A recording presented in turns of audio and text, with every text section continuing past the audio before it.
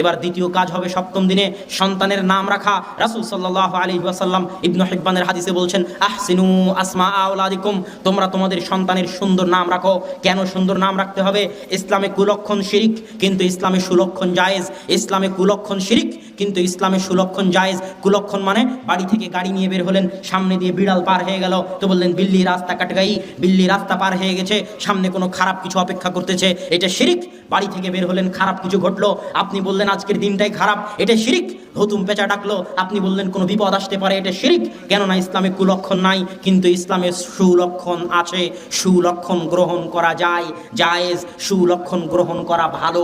Abdul Muttalib যখন তার পোতা হলো, তখন আব্দুল মুত্তালিব বলল, আমি আমার সন্তানের নাম রাখবো, আমার পৌত্রের নাম রাখবো মুহাম্মদ। কেননা মুহাম্মদ শব্দের অর্থ হচ্ছে প্রশংসিত।